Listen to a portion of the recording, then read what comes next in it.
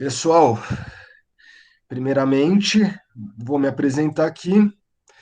Meu nome é André Lozano, eu sou o professor de prática penal, sou advogado, atuo na área já faz algum tempo, sou professor aqui da casa já faz um ano, né? Tá fazendo aniversário agora, em agosto, que eu entrei.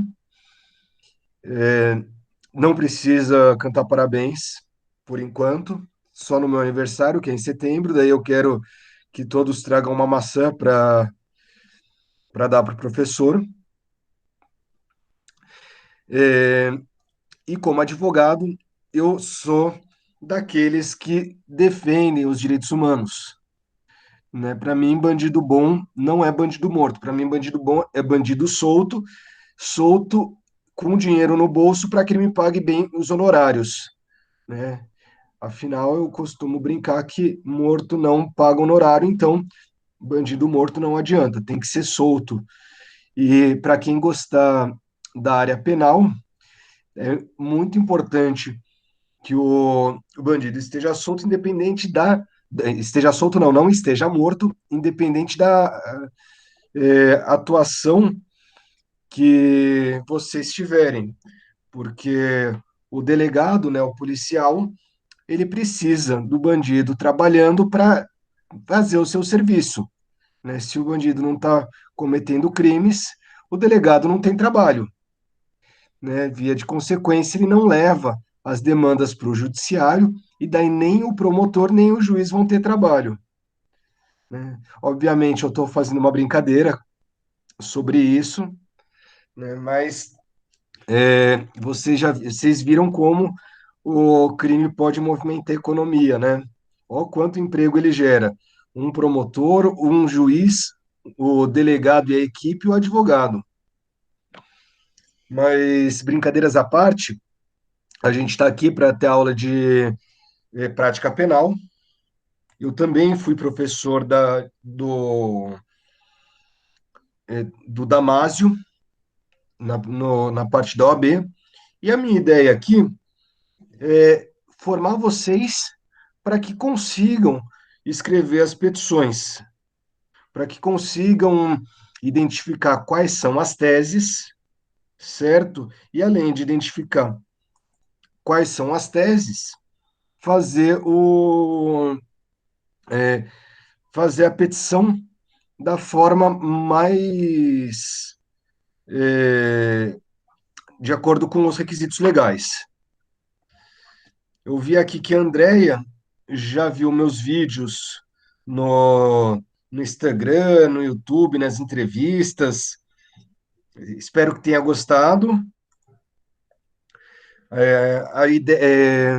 Uma coisa que eu tento fazer é aliar o conhecimento teórico, o conhecimento acadêmico à prática. É uma coisa que eu faço, né? Lá no escritório, no meu escritório, a gente tenta fazer isso.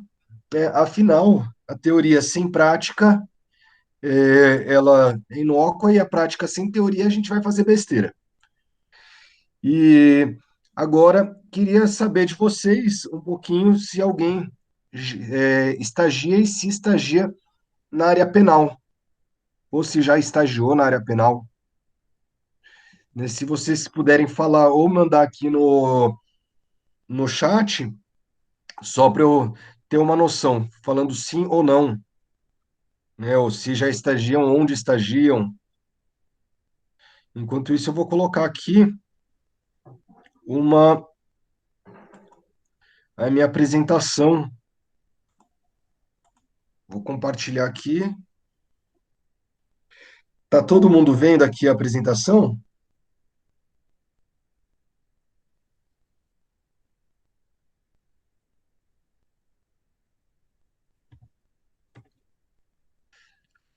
Vocês estão vendo a apresentação ou não?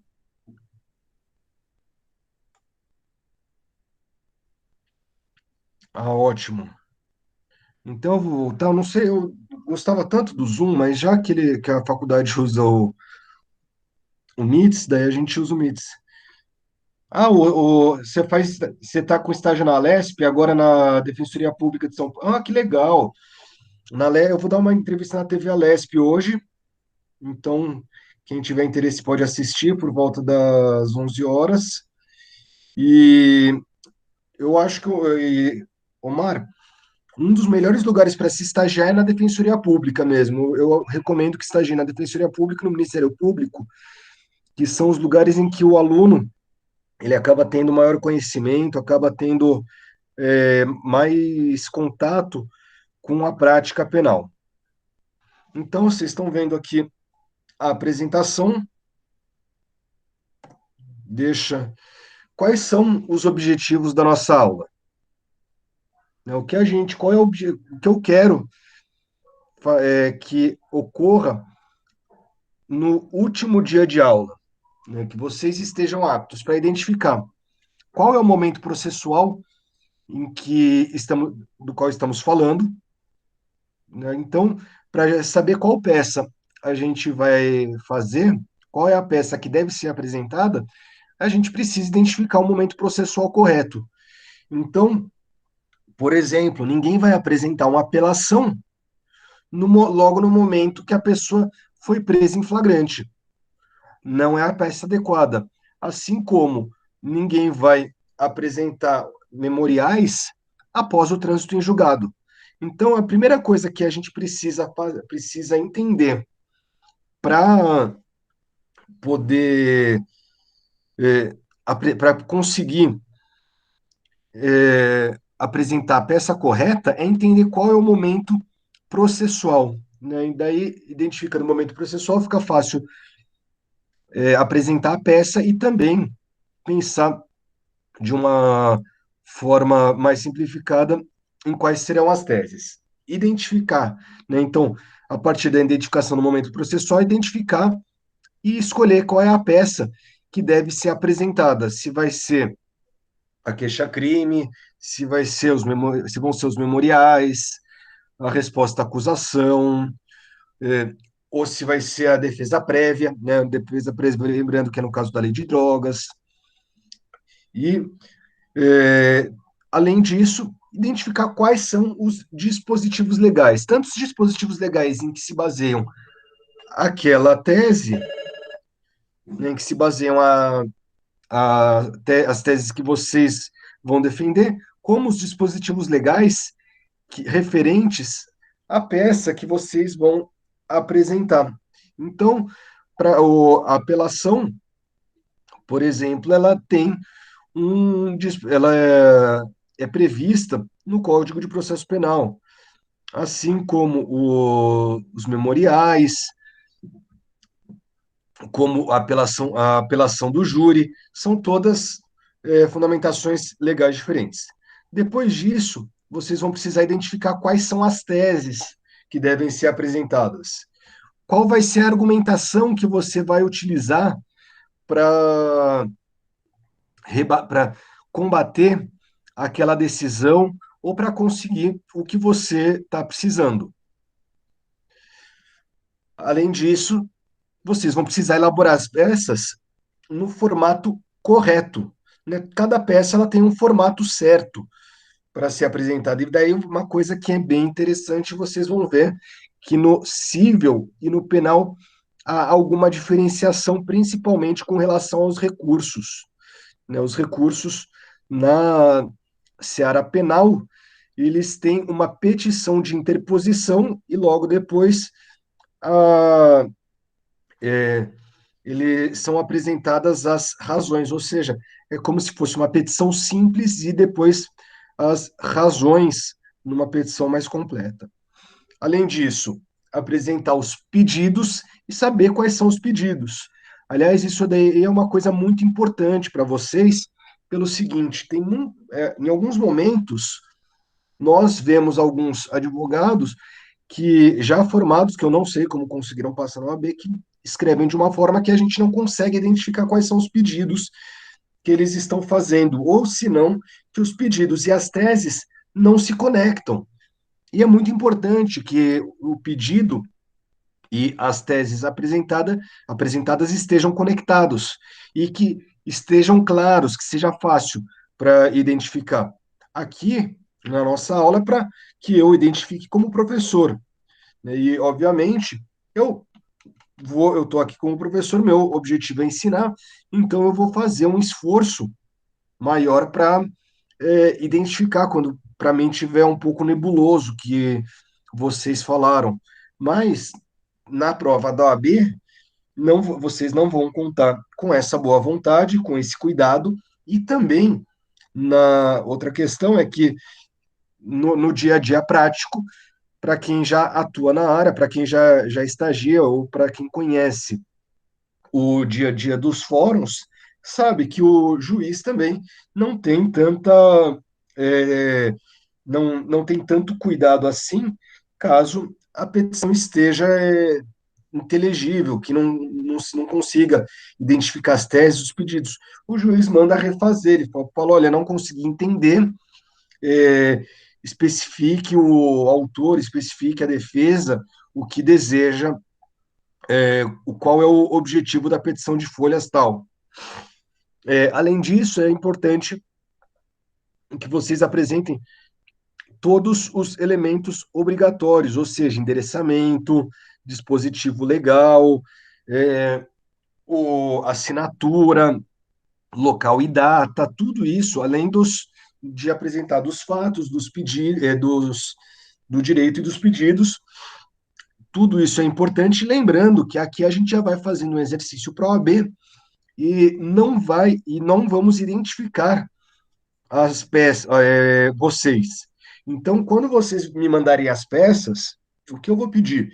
Eu vou pedir para que vocês coloquem local, data, sem colocar o dia, a não ser que eu peça para colocar no último dia do prazo, e coloquem advogado barra ou advogada e embaixo OAB sem colocar o número. Por quê? Porque qualquer sinal de identificação na prova da OAB vocês podem ser desclassificados, vocês têm a prova zerada. E eu acho que é importante a gente já começar a fazer esse exercício, esse treinamento para a OAB agora, para que vocês cheguem lá na prova e façam com a mão nas costas a prova e todos passem. Aliás, esse é um dos meus objetivos. Eu vou ficar muito feliz de vê-los logo depois que saírem da faculdade fazendo audiência, eventualmente fazendo inclusive alguma audiência comigo, vê-los fazendo sustentações orais, isso vai me deixar muito feliz.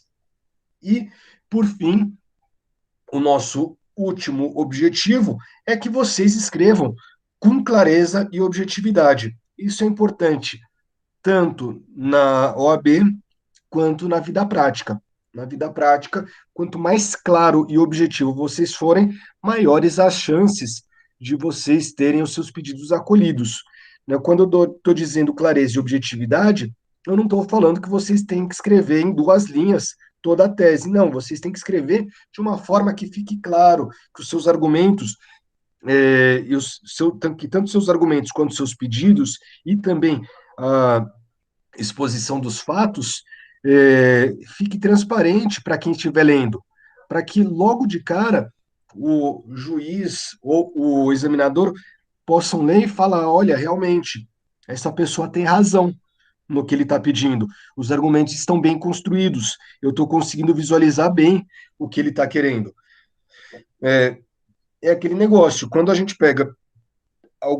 vocês pegam algum livro para estudar, tem livros que vocês falam, opa, esse daqui é mais claro, esse daqui, o autor, ele escreve de uma forma mais clara, de uma forma mais simples, mais acessível, e esse de uma forma mais rebuscada, de uma forma que muitas vezes é difícil de entender, com termos não tão comuns. E, obviamente, nós preferimos, via de regra, os livros em que os autores escrevem de maneira clara, pelo menos eu prefiro. Pessoal, eu vou tirar aqui rapidamente do compartilhamento para ver se vocês estão falando alguma coisa, porque eu não consigo ver o chat enquanto eu estou compartilhando. Ótimo, Mark. Ainda bem que você está gostando da apresentação. O Luciano falou que não estagia. Pedro, você está estagiando? Pô, que legal, Mark. Você está fazendo revisão criminal? Não, Ainda não? Professor, Daí ainda mais que essa pandemia aí ficou meio difícil, hein? fica difícil mesmo. É Pô, difícil, pode falar. já estagiou? Não deu. Quando a gente ia Não deu. começar, deu esse problema aí. Deu essa pandemia Vixe. aí complicou. E você, Andréia?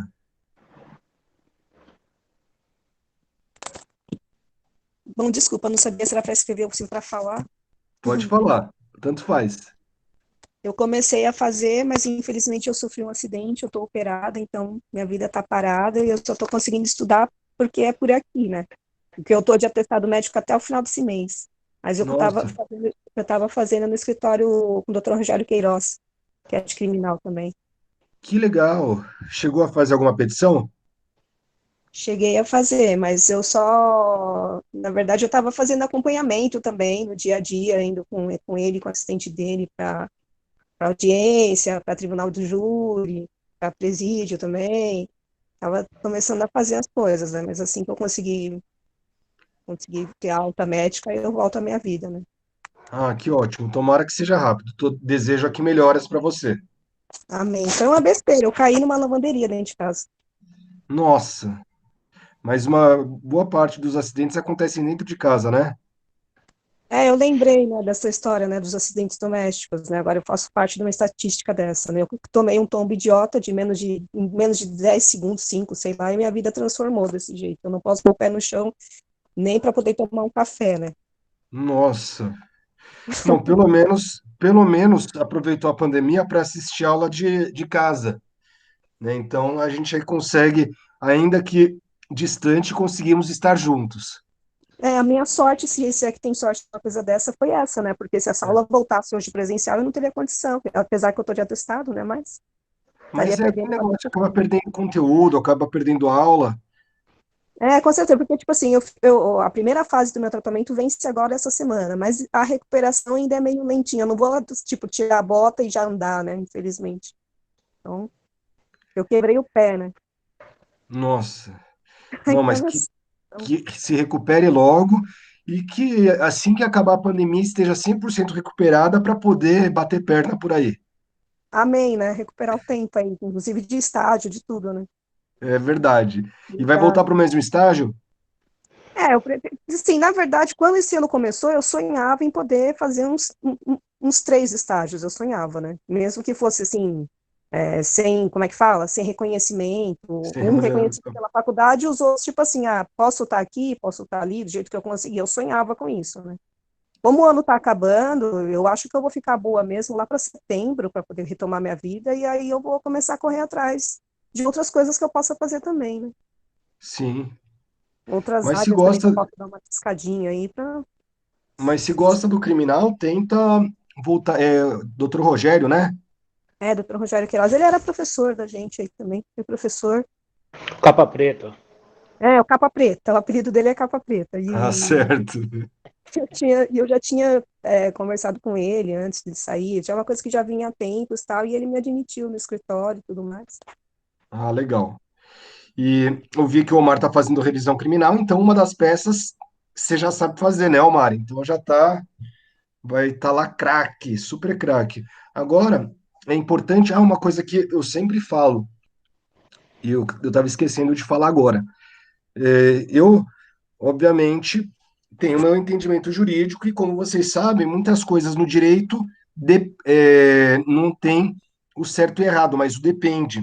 E depende de muitas coisas, inclusive, do que a pessoa, o estudante, o acadêmico ou o profissional do direito, como eles enxergam determinados pontos da, da vida, da doutrina. E eu, até para ser honesto com vocês, eu vou passar o meu entendimento, vou passar o entendimento majoritário, quando o meu entendimento for diferente do majoritário, e quando tiver algum entendimento divergente do meu que seja relevante ou diferente do majoritário que seja relevante, eu também passo, tá certo? Porque é importante vocês saberem tudo isso. Agora, quando não for relevante, quando for, tem coisa que tem uma pessoa que inventa uma tese maluca que não tem sentido nenhum, e obviamente, se for isso, eu não vou passar porque não tem relevância. Eu vou passar sempre que tiver relevância outros entendimentos além do majoritário e além do meu entendimento, tá certo? Porque é importante vocês saberem, até é, para vocês poderem se posicionar juridicamente, para vocês entenderem um pouco mais como o direito funciona e se filiarem a uma ou outra doutrina. Eu não tenho problema nenhum que discorde de mim. A única coisa é que é bom, sempre que for discordar de alguém, discordar com uma fundamentação com bastante fundamentação. Quanto mais estudo, quanto mais conhecimento vocês tiverem, melhor. Vamos voltar aqui para a nossa apresentação. Cadê?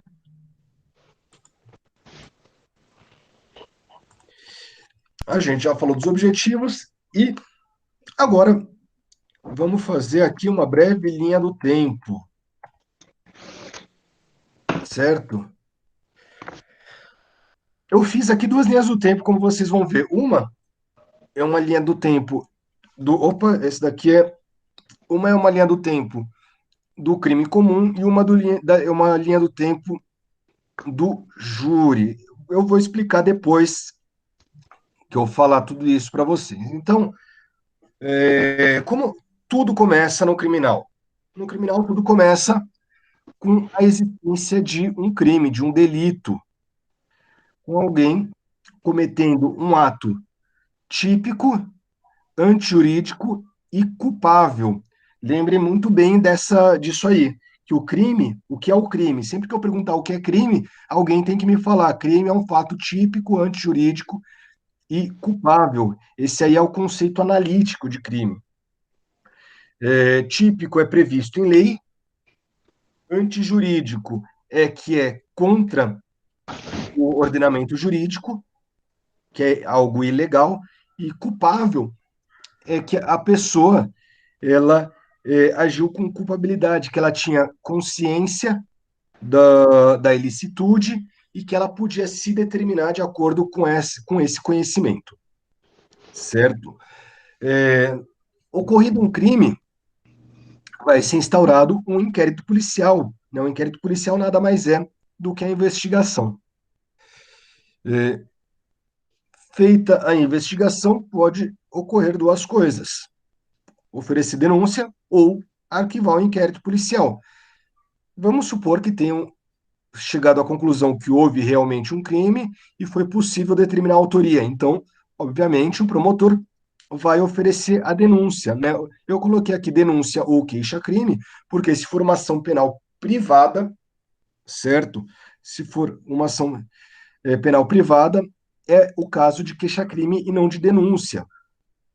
Depois da queixa-crime, inicia-se, ou da denúncia, inicia-se a instrução processual, em que vão ser apresentadas provas, vão ser ouvidas as testemunhas, e depois o juiz vai julgar, vai ter o julgamento e a sentença. Aliás, pessoal, muito importante, a instrução processual, agora que foi aprovado o juiz de garantias, ela vai mudar bastante. Isso daí a gente vai conversar durante o semestre, mas, por exemplo, as peças do inquérito policial, elas não serão mais utilizadas durante a ação penal. Vai ser parecido com o sistema que ocorre no Chile. No Chile, o juiz ele recebe praticamente uma folha em branco e ele recebe a denúncia, recebe as perícias que foram feitas, mas os depoimentos das testemunhas em sede policial ele não recebe. Por exemplo, provas que são possíveis serem repetidas durante a instrução processual, o juiz ele não vai receber.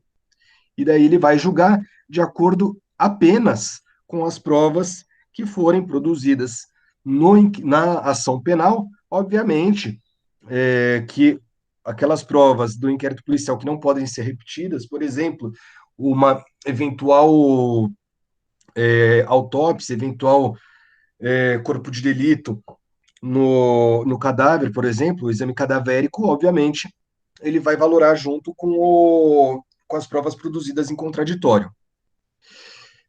Mas a gente vai falar mais sobre isso durante o semestre. Aliás, é muito importante vocês saberem disso, porque é uma coisa que é uma inovação importante que veio, na minha opinião, uma inovação é, que vai ao encontro de um processo penal mais moderno, de um processo penal mais civilizado, mais democrático, e diferente do que algumas pessoas que eu acho que são mal intencionadas ou têm pouco conhecimento dizem, e isso daí ocorre em diversos países do mundo, não é uma invenção brasileira. Aliás, tem países que já desde os anos 70 contam com esse tipo de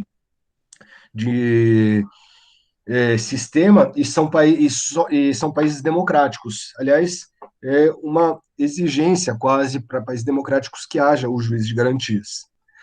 Depois da instrução processual, o juiz ele julga, ele dá uma sentença.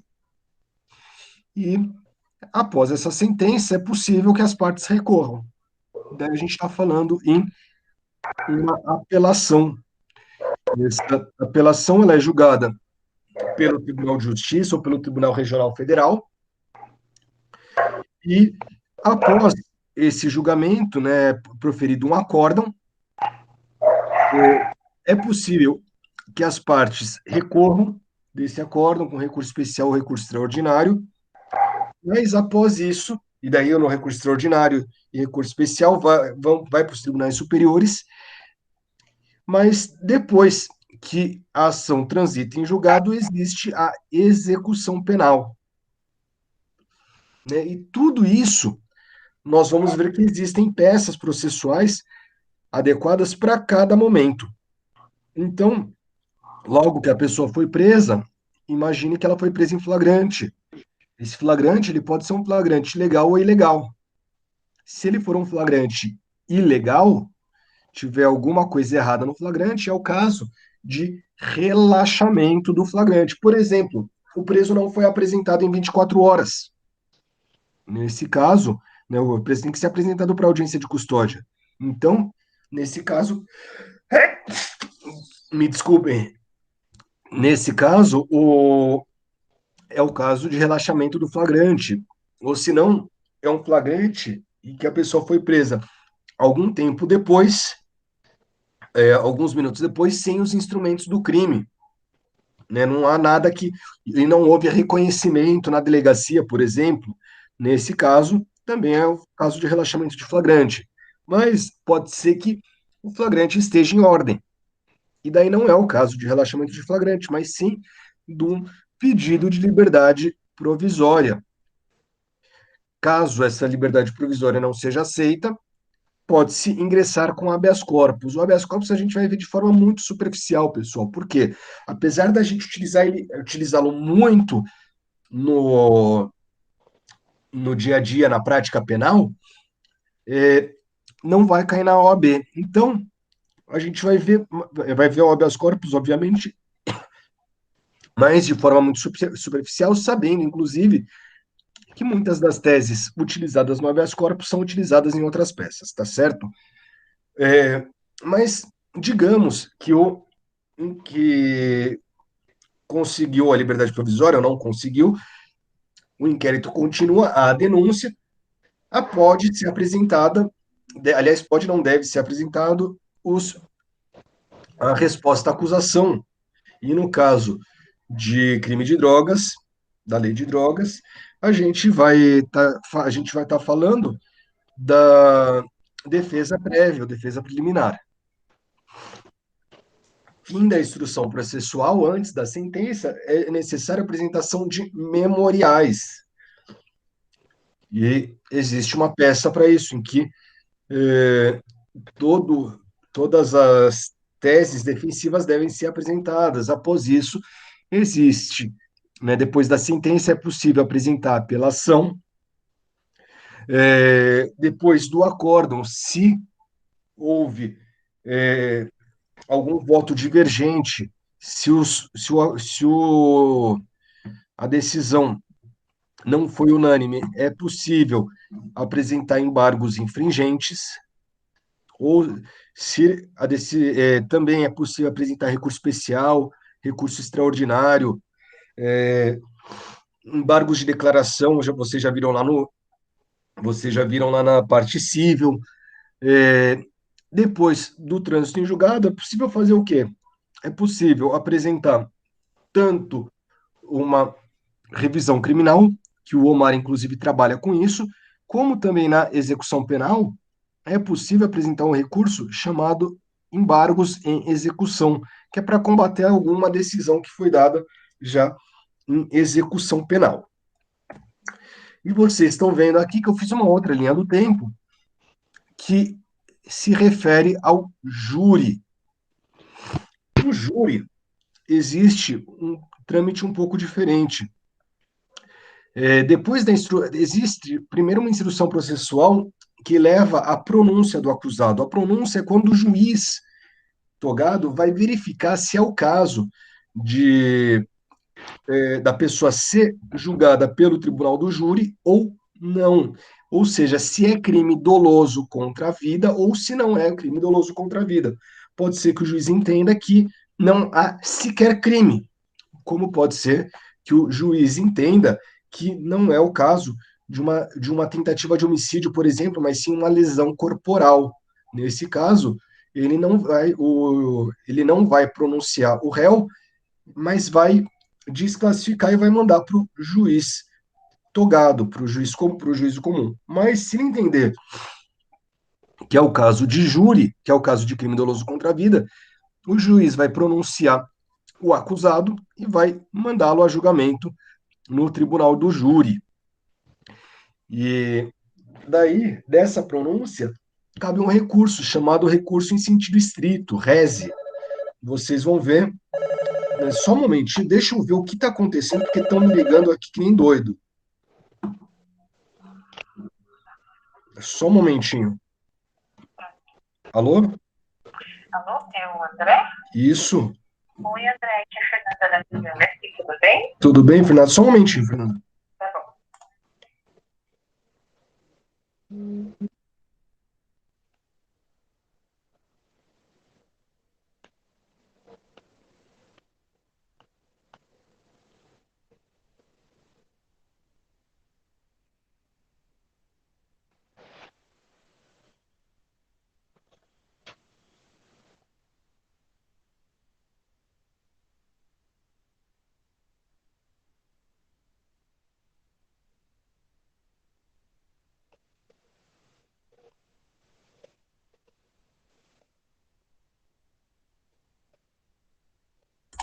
Pessoal, me desculpem, mas essa pessoa estava me ligando que nem doido.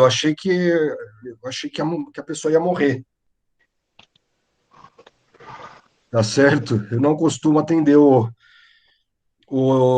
telefone no momento da aula, mas eu falei, não, a pessoa tá com algum problema sério aqui. Você por mim pode atender sim, porque eu vou falar a verdade para você. Muitas vezes acontecem coisas que a gente cria esse parâmetro aí de que a gente não vai atender. Às vezes é um negócio muito importante, você acaba não atendendo, depois se arrepende. Atender, nós Sim. estamos assim, vamos que vamos, pô.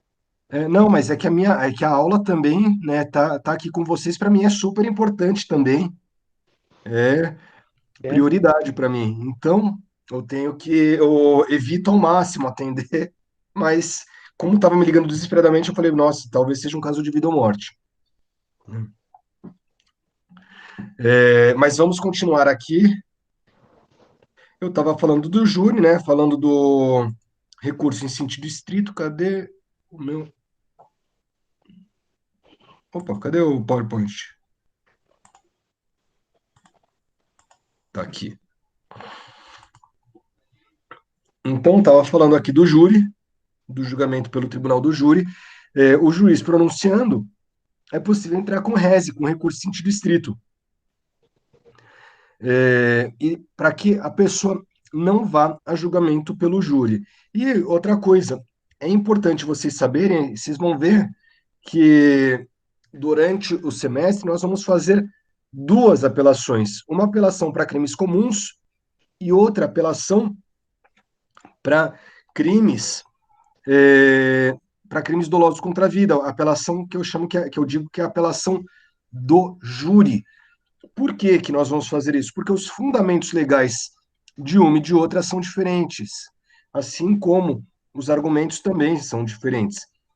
Uma coisa muito importante que vocês têm que saber: na apelação do Tribunal do Júri, vocês não vão pedir para que a pessoa seja absolvida, se ela foi condenada no Tribunal do Júri. Por quê? Porque o júri ele é soberano. O tribunal não pode modificar a decisão dos jurados. O que o tribunal pode fazer? O tribunal ele pode anular o julgamento ou por ter ocorrido uma nulidade, ou se não pelo julgamento ser manifestamente contrário à prova dos autos, e o tribunal também pode rever a pena, caso entenda que o juiz aplicou a pena de forma inadequada. E vamos aqui para as nossas peças processuais. As peças processuais são que a gente vai fazer primeiro é o requerimento de instauração de inquérito policial, que a gente vai fazer já na próxima aula, tá certo? Ele não costuma cair na OAB, mas é importante vocês saberem fazer, e daí é um treinozinho que a gente vai fazer para ficar craque para as próximas peças. Mas é uma peça que a gente vai fazer que pede para que o delegado instaure inquérito para que se inicie uma investigação, correto? É, Depois disso, vamos fazer o relaxamento de flagrante, o pedido de liberdade provisória, uma queixa-crime. Vamos fazer a resposta à acusação e a defesa prévia, são peças muito parecidas, vamos, inclusive, com os requisitos legais. Vamos ter os memoriais, ou alegações finais, né, também é conhecido como alegações finais. A apelação e as contrarrazões de apelação, né, vamos fazer a apelação e contrarrazões de apelação, é super simples, é a mesma coisa, só rebatendo as teses da apelação, uma coisa, é mamão com açúcar, as contrarrazões, justamente porque é super fácil, é só rebater as teses levantadas por quem está apelando. Depois a gente vai fazer a apelação no júri, o recurso em sentido estrito, o recurso ordinário constitucional, que a gente vai ver junto com o habeas corpus, embargos infringentes, embargos à execução e, finalmente, quando não der para fazer mais nada, a revisão criminal. Pessoal, por enquanto, alguma dúvida? Todo mundo está. Vocês têm alguma dúvida, alguma coisa que queiram perguntar?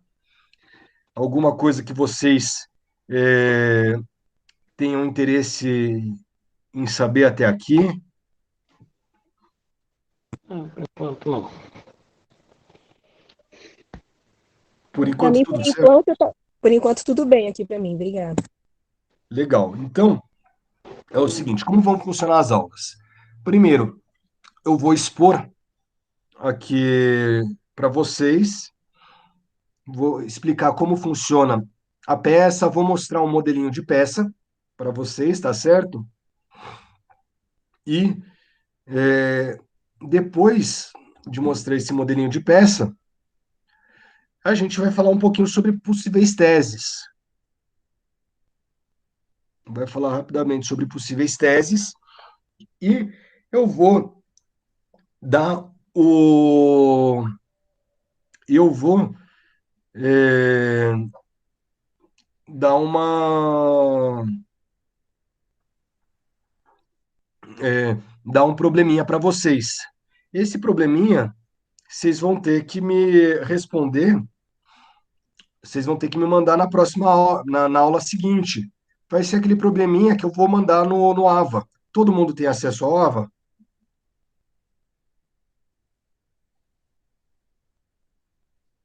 Eu tenho, até o hacker atacar de novo, eu tenho. Tá certo. Torçamos para que ele não ataque de novo. Amém. É, mas vamos lá, já eu vou colocar lá no AVA de qualquer jeito, se vocês quiserem, eu também coloco aqui no nosso probleminha, na nossa apresentação, que a gente sempre vai ter essa apresentação, e a gente faz. Quais são os métodos avaliativos? Primeiro método é por meio da prova de final de ano da avaliação integrada que vocês fazem. Essa daí vai para a prova final. Mas, no meio do semestre, a gente vai ter uma avaliaçãozinha, uma prova, que vai ser a apresentação. Vocês vão me apresentar um trabalho com, de, com 7 a 10 laudas, tá certo?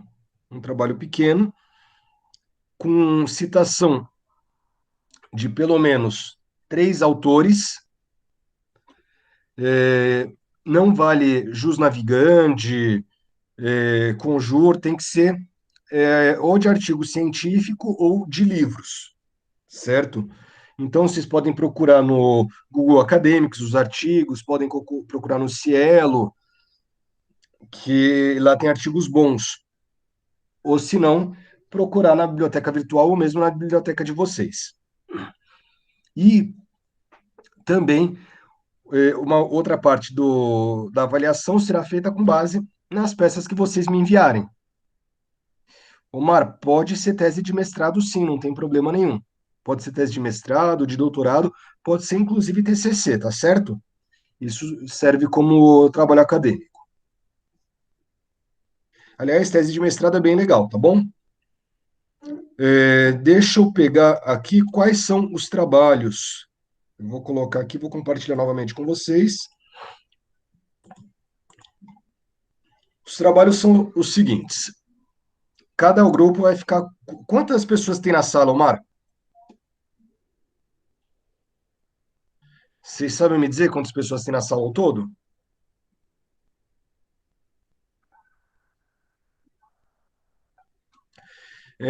De qualquer forma, enquanto vocês me falam aí mais ou menos, não precisa ser o número exato, tá? É mais ou menos quantas pessoas são só. Enquanto vocês me respondem isso aí, eu vou falando. A apresentação eram 13. Então deve ser mais ou menos isso. Talvez um pouco, talvez 12, 13. Ótimo. Aqui a gente tem 8 trabalhos, eu estava esperando mais gente. Eventualmente, a gente vai fazer grupos vamos fazer duplas, então, tá certo? Se for o caso, né, como são duplas, a gente provavelmente vai excluir 1 ou 2 temas aqui, não tem problema nenhum. E daí a gente vê quais os temas vão ficar de fora. Quem vai escolher os temas são vocês, tá certo? Não sou eu, são vocês que vão escolher os temas e as duplas. Então, eu vou pedir, Omar, para que na próxima aula você me mande no WhatsApp qual é a divisão dos grupos, ok? Quais são os temas? Prisão preventiva, cadeia de custódia, que é um negócio novo, competência, prova ilícita, prisão em flagrante, consumação e tentativa, excludentes de ilicitude, né? Excludente de ilicitude é legítima defesa, estado de necessidade, estrito cumprimento do dever legal, e, por fim, dolo e culpa. Sendo que no dolo e culpa é importante falar do dolo eventual e da culpa consciente. Por quê? Porque são temas que vão auxiliar vocês na construção das teses jurídicas, tá certo? Então, são esses os trabalhos, esses são os objetivos, e eu acho que eu já passei a metodologia de aula. Agora, quero saber de vocês se tem alguma dúvida e o que a gente pode fazer também, né? Eu aceito sugestões, o que a gente pode fazer também para que na próxima aula todos estejam presentes.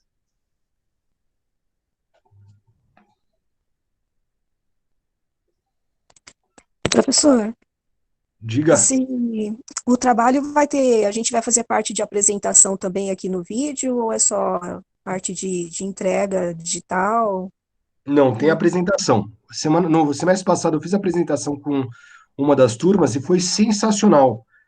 O pessoal fez as pessoas fizeram trabalhos maravilhosos, as apresentações foram muito boas e eles gostaram muito também, porque foi uma forma que eles conseguiram é, exercer a oratória, eles tiveram que se aprofundar mais para explicar, porque é uma aula que vocês vão dar, por mais que seja uma aula pequena, de 25 minutos, é uma aula que vocês se preparam e vocês dão essa aula para mim, né, não só para mim, mas para os outros alunos também, e isso faz com que essa aula seja muito rica, né, e vocês vão ver também que o conhecimento de vocês aumenta muito quando vocês têm que apresentar. Ah, tá bom, é verdade, concordo também. Isso é meio esquisito a gente ficar falando nesse vídeo aí, se apresentando nesse vídeo, né? Mas tá bom. Mas para mim foi esquisito no começo. Nas primeiras aulas eu falava assim, pô, eu tô falando sozinho, né? Até porque a primeira aula, inclusive, foi gravada. Eu falei, puta, eu vou gravar aqui. Eu dei uma aula solitária. Depois, quando falaram para dar aula ao vivo, eu falei, nossa, pelo menos vai ter um pouco de interação. E realmente a interação aqui na Ibirapuera é bem legal. Vocês falam bastante, a gente consegue dialogar bastante. Não é tanto quanto na sala de aula, obviamente, mas ainda assim a interação com vocês rola muito bem. Acho que sobre a aula era isso que eu tinha que falar. O plano de aula, basicamente eu apresentei aqui o que vai ser dado, mas depois eu vou colocar lá no AVO o plano de aula formal, tá certo? Mas tudo que eu passei aqui estará, né? Tudo que eu passei, tudo que está no plano de aula, eu passei aqui para vocês. Outra questão, eu sei que vocês têm que apresentar o TCC esse semestre, né? Me confirmem aí. É isso? É verdade, e vai ser tipo em grupo, pelo que a professora Vera falou, a gente vai ter que escolher pelas áreas, civil ou penal, e vai ser um grupinho. Então, eu tô no meu pensamento, acho que assim, vamos supor, o senhor é de penal. Quem quiser fazer penal aqui na sala vai ficar com o senhor, assim, num grupo, acho que de três, quatro, não sei. Eu entendi que Que seria isso. a gente tem três professores, tem eu, a Leia e e a Bruna. Então vão ser com vai ser com um de nós três. Eu estou à disposição de vocês para orientar. Aliás, eu gosto muito de orientar, tá certo? Eu acho que faz parte, eu acho que é uma construção conjunta. Então estou à disposição. Depois podem procurar lá os temas, ver se os temas que vocês querem apresentar se são temas que eu gosto também. E podem me chamar no WhatsApp ou no e-mail para bater um papo sobre isso, ou mesmo na aula, ou depois no final da aula, podem pedir para conversarem comigo aqui no Meets, não tem problema nenhum. É, vamos ver o que mais eu tenho que falar. Tenho que falar da bibliografia. É interessante vocês terem um livro de prática penal. O que eu recomendo aqui é o do Gustavo Junqueira. Eu gosto muito dele, ele escreve de forma simples. E também é bom vocês terem livros, um livro de processo penal e um livro de direito penal. Livro de processo penal que eu recomendo, eu gosto do André Nicoliti, gosto do Gustavo Badaró, do Guilherme Madeira e gosto do Aurélio Lopes Júnior. São os que eu mais gosto de processo penal. De direito penal, eu acho que vocês podem procurar o livro do Gustavo Junqueira com a Patrícia Vanzolini, podem procurar o do o do Guilherme Souza Nucci, tanto de penal como de processo. São livros que, por mais que sejam simples, são livros bons. Deixa eu pensar, ver aqui. Nossa, de vez em quando a gente foge aqui os livros. Ah, tem o do Humberto Fabretti e do Ismânio, de Direito Penal, e o do Zaffaroni. São os melhores livros, na minha opinião, que estão no mercado para a graduação. Livros que eu não gosto, né? Eu não gosto porque são ou muito superficiais ou ou comete erros crassos, né? Não é nem por falta de, não é nem por falta de informação, é por erro grotesco. A Andréia, eu já vi que deu uma risadinha aí. Você já sabe de quem eu vou falar, Andréia? Você que não é muito da sua predileção, se eu entendi bem, é o Capês. É um exemplo que o senhor não gosta, né? É exatamente ele que eu ia falar. É, você vê que eu estou acompanhando um pouco sua vida aí no sentido É. profissional, né? Porque eu já te admiro, assim, mesmo sem te conhecer. Eu conversei contigo no semestre passado, você não lembra de mim. Eu Ah, te agora eu tô lembrando. Foi você e uma amiga. Isso, eu fui atrás de ti, te procurei em todos os lugares, porque eu estava desesperada quanto ao TCC mesmo, e depois veio toda essa confusão de Covid e a gente se perdeu aí no tempo, né? Ah, eu E aí lembro de você. eu fui acompanhando as coisas que eu procurei acompanhar alguma coisa, algum pensamento teu, para eu poder tentar me nortear nesse TCC, ainda que meio que sozinha, abandonada, né? Não, então vamos voltar. A gente não vai, ninguém vai ser abandonado aqui. Mas o que eu gosto, porque deixa eu até explicar por que que eu não gosto do Capês. Ele comete erros crassos. E isso aí muitas vezes vocês acabam desaprendendo, né? Principalmente quando está no começo da vida acadêmica, né? O senso crítico ele é um pouco menor, porque vocês estão vendo, vai chegando a informação, e se a pessoa escrever um livro, você pressupõe que a informação está correta. E daí É, vem alguma coisa que vocês acham que está correta, e quando vocês vão ver, está errado. E eu vou dar o exemplo de uma banca que eu fiz no semestre passado, né? Eu fui fazer uma banca. O Russomano também não, mas o Russomano acho que ele não escreve sobre direito penal. Espero que não, né? Porque o negócio dele é direito consumidor.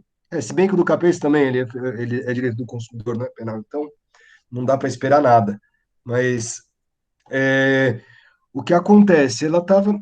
Eu fui fazer uma banca e a orientadora dela me falou: Olha, André, eu falei para ela não usar alguns livros no TCC, mas mesmo assim ela foi teimosa e usou. Daí eu olhei eu conheço bem essa professora, é amiga minha. Eu olhei lá na bibliografia e vi logo de cara quais os livros que ela falou para ela não usar. E um deles era o Capês e outros de direito esquematizado. O esquematizado é legal, se vocês gostarem de esquematizado, é bom vocês terem para consulta, não para escrever TCC e nem para escrever peça, tá certo? Mas para consulta rápida pode ser interessante. Agora, no caso do Capês, eu olhei lá e falei, puta, eu lendo o trabalho, daí eu vejo uma citação do Capês e eu li aquela citação. Daí eu olhei e falei assim, meu Deus, ela usou uma bibliografia que a professora falou para não usar e ainda colocou justamente um lugar em que o autor fala besteira. Daí, como a professora já tinha me falado que era para pegar no pé nesse ponto, eu peguei justamente essa citação e falei: olha, quando a gente fala para não usar determinados autores, é porque esses autores falam coisas que não é que existe divergência, é que estão erradas. E daí eu li aquela citação e falei: isso está errado. Isso não é que existe divergência, que tem pessoas que pensam diferente. Não, está errado. Ele quis simplificar e falou besteira, que era uma questão de princípios, né? Como faz a utilização dos princípios. A aluna ficou sem graça, obviamente, né? Ela passou, não foi por isso que ela ia reprovar, não ia reprovar por isso, obviamente, mas é, ela, mas é por isso que os professores de vez em quando falam, ó, evitem usar esse ou aquele doutrinador, esse ou aquele autor. E daí eu vou recomendar para vocês que ouçam os professores com relação a isso, né? Porque eu sei os autores que não são bons para se utilizar em direito penal, em processo penal, mas em civil eu não faço a menor ideia quais sejam. Em trabalhista eu também não sei. Mas ouçam seus professores para vocês estudarem por bons autores, por gente que entende do tema e que não vai falar nenhuma besteira, tá certo? É, essas são as minhas recomendações. Professor, a prática jurídica, então, como você havia falado, qual autor mesmo, ou os autores? Eu gosto muito do Gustavo Junqueira, tá certo? O Nutt tem um livro de prática penal também legal, Lute. Guilherme de Souza Nutt. Deixa eu pensar, quem mais que está com um livro legal de prática penal? Quem mais tem? É, eu acho que o Rogério Marcão tem um livro bom. Eu acho que é o Renato Brasileiro, o Rogério Marcão não. Eu acho que é o Renato Brasileiro, eu acho que tem um livro bom também. Renato Brasileiro? Renato Brasileiro. Ó, tem o Ivan Luiz Marques, ele é um bom autor também.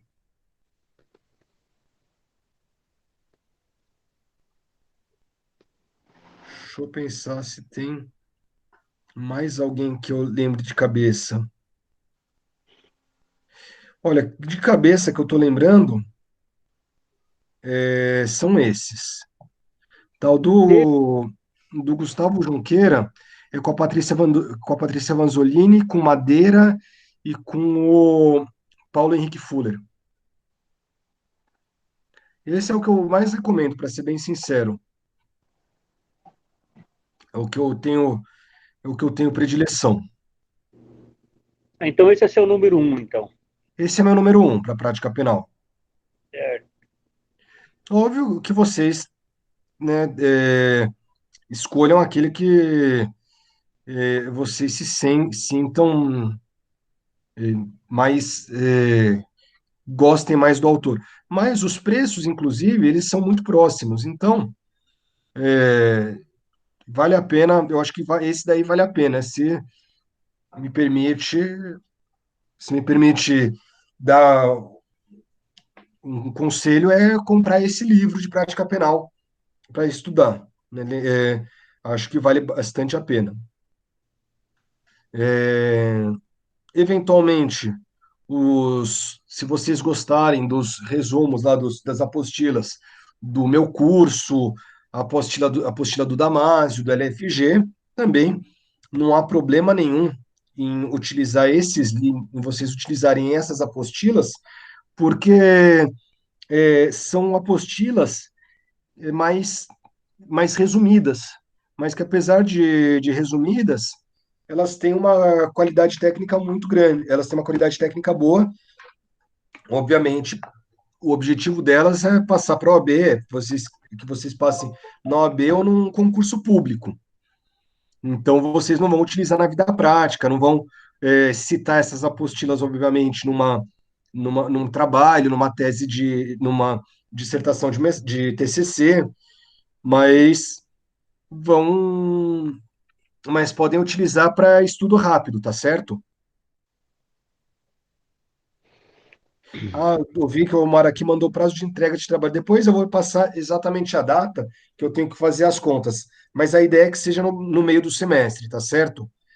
Eu vou pegar aqui a data que eu tenho que entregar a, a nota das provas, e daí a gente faz a apresentação umas 2 semanas antes, tá certo, Omar? E daí eu passo para vocês, eu prometo que passo para vocês isso daí na próxima aula.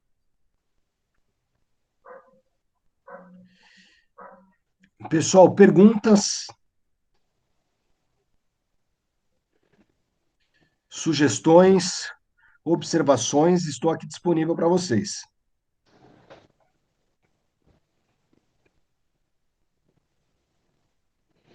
Professor, tem edição? Tem a edição desse livro, não? Ou qualquer edição? Olha, se puder comprar de 2020 é melhor, Pedro, porque tiveram algumas modificações com o pacote anticrime que foram muito importantes. Tá, Então, se tiver da edição de 2020 é melhor. tá legal.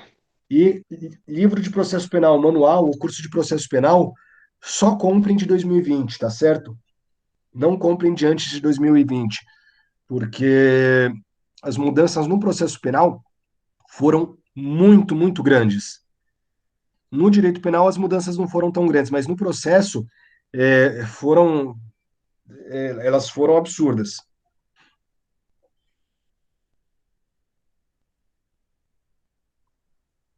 tá certo? Você falou assim do processo penal, acabei não marcando aqui os autores aqui. Olha, eu gosto do Nicolite, André Nicolite, André, do Guilherme Madeira, ó, Guilherme, Madeira, Gustavo Badaró,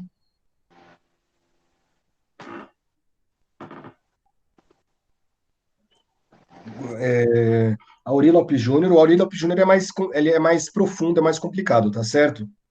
então nem vou marcar isso aí, que não quero nada complicado. É, O Auri é para quem gostar mesmo de processo, tá certo? Gustavo Badaró, eu acho que o Guilherme Notti também pode comprar, se gostar. Eu acho que são esses os principais. tranquilo, professor, beleza.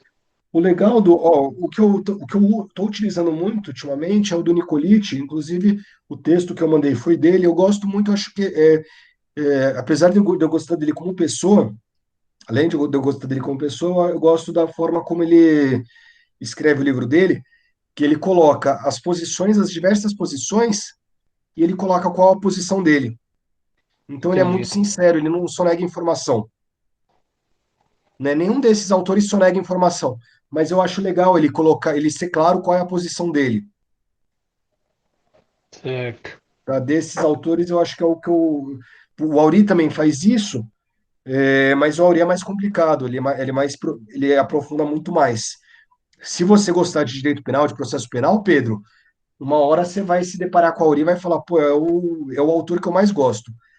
Do contrário, se você não for fã do processo penal, pega algo mais simples.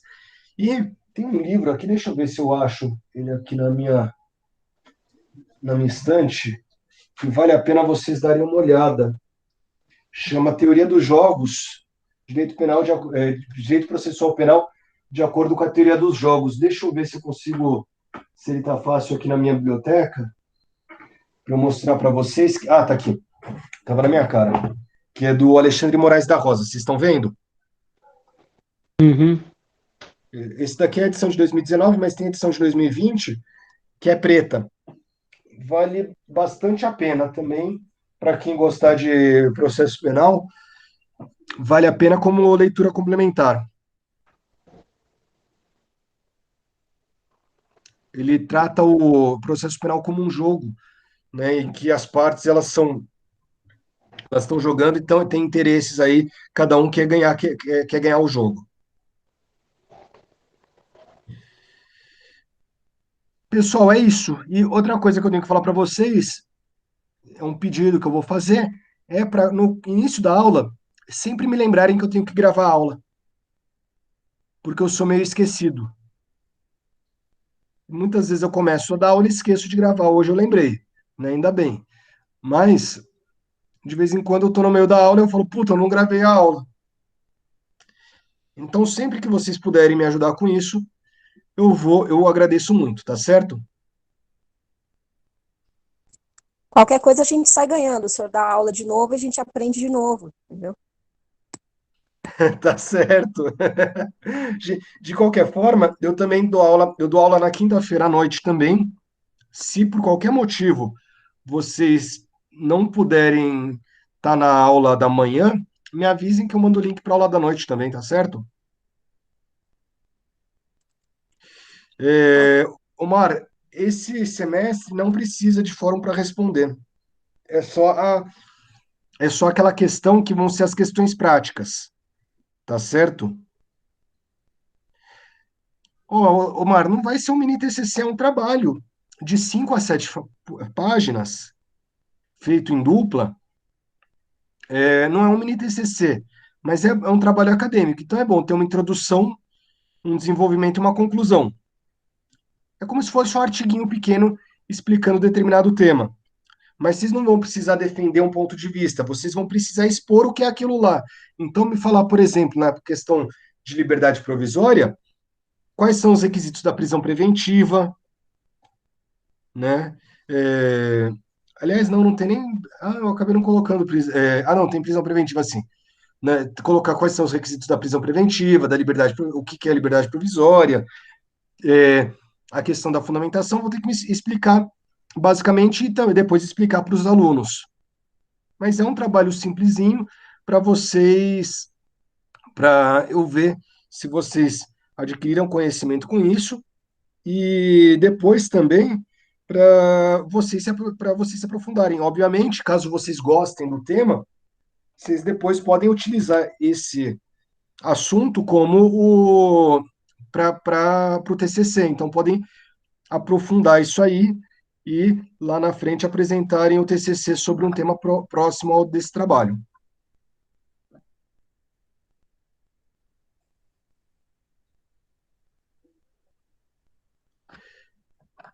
Pessoal, eu acho que era isso que eu tinha para falar. Hoje a aula foi mais light. Hoje o único trabalho que vocês vão ter vai ser me mandar os grupos, tá? E daí, na aula que vem, a gente começa a todo vapor. E daí vai ser correria, vai ser hard, vai ser trash aqui o negócio para a gente passar toda a matéria e para que todos vocês que forem prestar penal na OAB passem e estejam o mais rápido comigo advogando, né, para que eu possa encontrá-los o mais rápido possível nos corredores dos fóruns, nas salas dos tribunais, tá certo?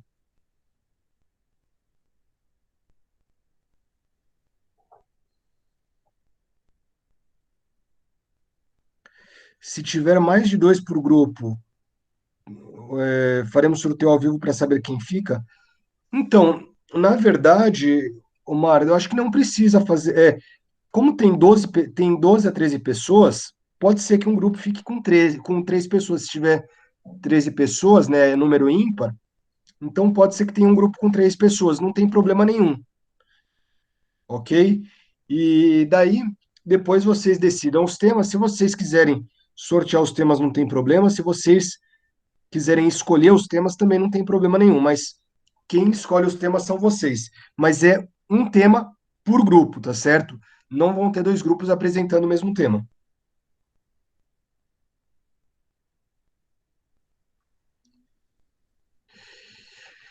E é isso, né? E saibam, né, para concluir a aula, que penal é mais legal. E no final aí do semestre vocês vai estar todo mundo falando isso e concordando comigo. Eu já concordo. É isso aí, Andréia. Penal é mais legal. Eu também. Vamos lá, Pedro. No final, na última aula, vai estar todo mundo falando. Penal é mais legal. Pessoal, é isso. Se não tiver mais nenhuma dúvida, eu vou liberá-los para os seus afazeres e a gente segue aqui. Outra coisa que eu ia falar com vocês, que na última aula existe a foto de final de semestre, daí todos precisam estar com câmera, tá certo? Pô, vou ter que fazer progressiva, eu preciso saber a data certa, hein? É isso aí. Fazer progressivo e passar perfume para a falta de final de semestre. Isso, fundamental, perfume. Eu tenho certeza que vai ser um semestre delicioso com vocês. As turmas da Ibirapuera são muito legais. Eu já vi que, apesar de ter pouca gente hoje, vocês são participativos, tanto pelo chat quanto falando. E é isso que eu gosto. Eu gosto de ter uma aula em que nós possamos conversar. Eu acho que a construção do conhecimento se faz assim. Pessoal, eu vou encerrar a gravação e mandar um beijo para todos. Beijos e abraços. Beijo, professor, bom dia. Bom dia.